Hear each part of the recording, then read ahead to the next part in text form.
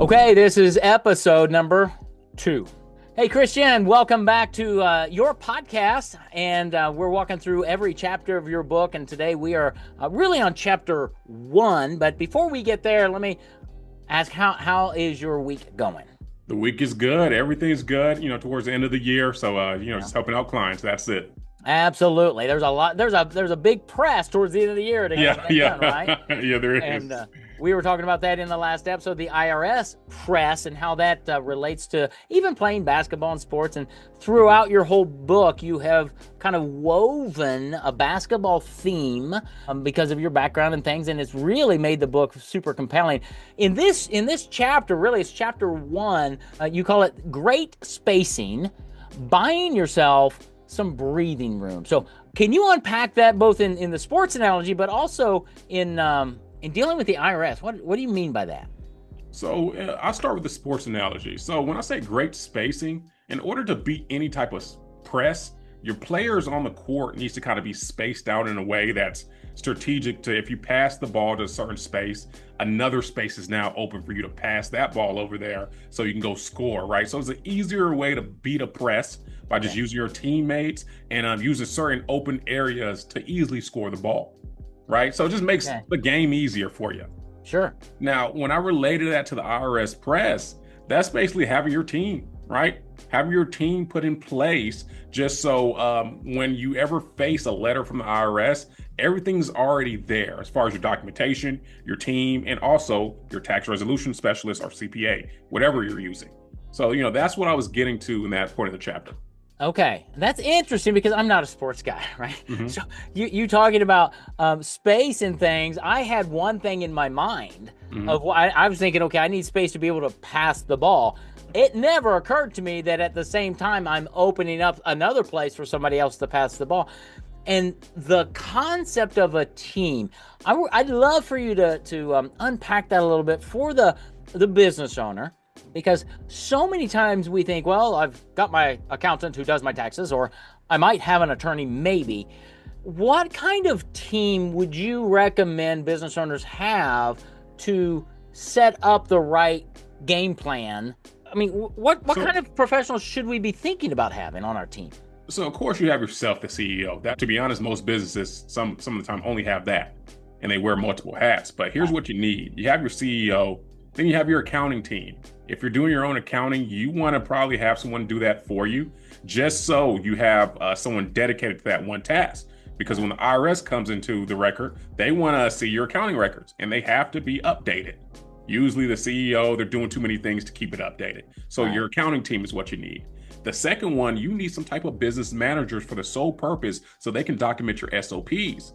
And the reason why we want to document our SOPs because the IRS is looking at that too. They want to see your meeting notes, right? So you need to have a cadence of how you're having your meeting notes. So business manager, your accounting team, and of course, you always need an attorney in your back pocket and a Yeah. CPA to help you maneuver through the tax law.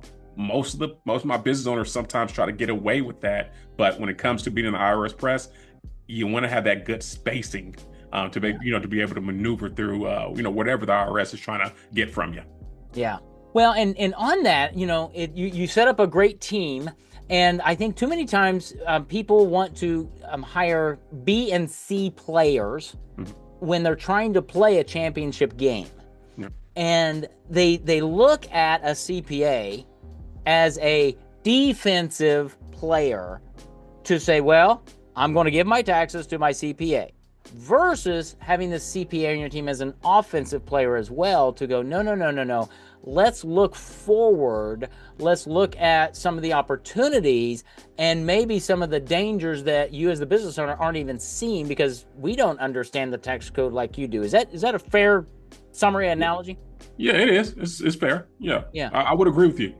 Okay. And I think just like in basketball, before you go play the game, you need to practice. You need to get to know your teammates. Mm. And I just think too many business owners, I'd love your opinion here, don't really spend enough time with their CPA, their tax people.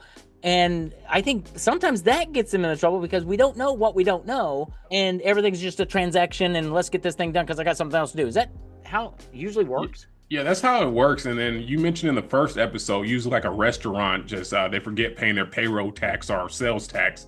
And then you look up, there's a letter from the state or IRS saying that, hey, you got to pay this tax. It's so funny because if they had a good team and good like morale with their team or with their CPA, all it usually takes is a conversation to say, hey, don't forget to pay your sales tax. And then usually it's in the front of their mind and that business owner will take action on it. But those Yes. conversations just aren't happening. Yeah. And those conversations need to be happening regularly, right? It's Yep. not like you don't need maybe you do. I was going to say, you probably don't need a weekly meeting with your team, especially if it's an outside CPA, right? Yep. If he's in-house, well, absolutely. Yeah, of But course. I would say definitely monthly, because you need to Yeah. be looking at your P&Ls and your balance sheets and Yep. building a cadence, a rhythm of, you know what, we pay our payroll tax on the 4th of every month, or whatever it is. Yep. However that works for that business owner, so that it just becomes, you mentioned earlier, an SOP, a standard Yep. operating procedure. Here, we've built them in our business, and sometimes it's funny, people don't like them. People will send me an invoice. I'm like, hey, we're going to send that to accounting. We've got a process. You'll get paid in 18 days or whatever. Well, why can't I get paid right now? Because that's not the process. Yeah, we have our process laid out for a reason. Absolutely. But do you find a lot of business owners don't have SOPs properly structured in lots of areas?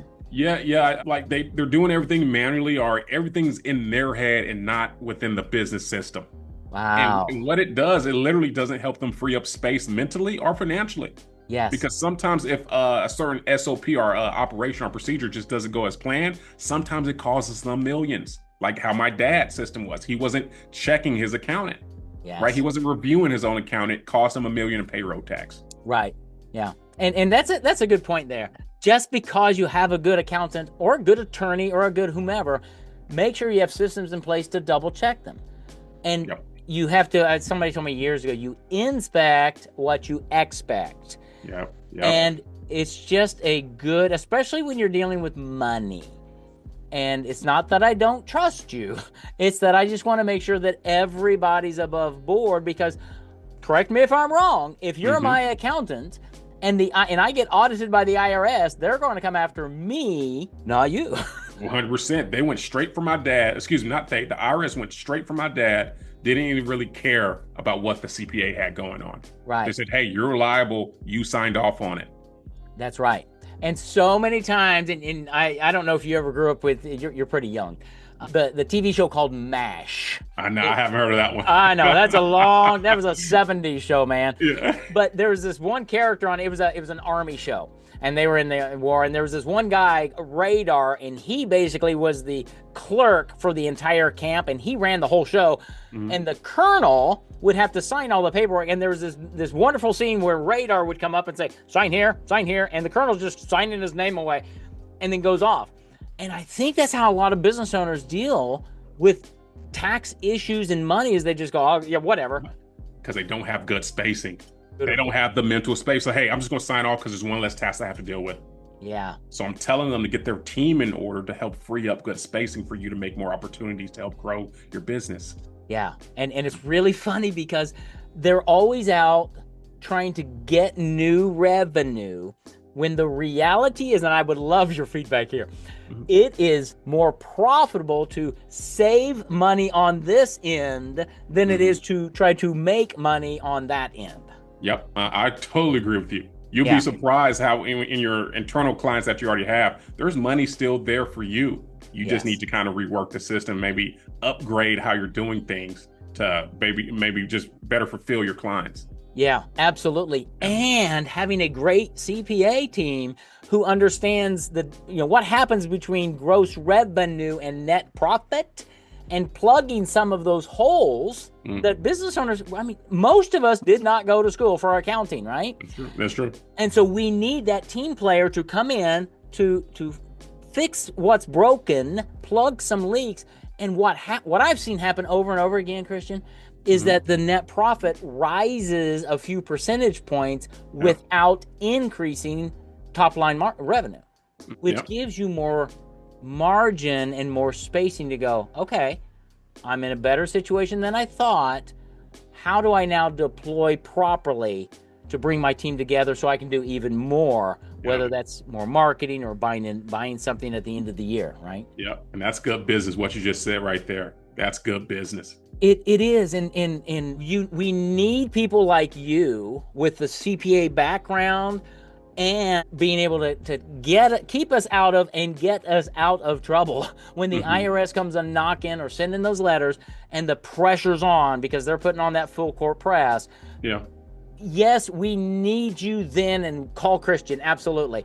But call Christian before then so that you can put your team together and have a great game plan going into the next year, right? 100%. Yeah. Because can I mind if I say one thing? I really wrote that chapter mainly for the mental space, because if you're going through a tax audit, sometimes you're kind of stressed and it doesn't free up your time for you to go produce more revenue for your business. So it takes up your mental space.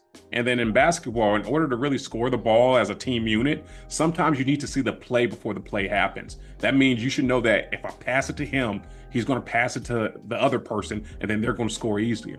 So that's kind of just forecasting what you can see in the future. That doesn't happen if you're too consumed by that press. So, I did want to leave the listeners with that.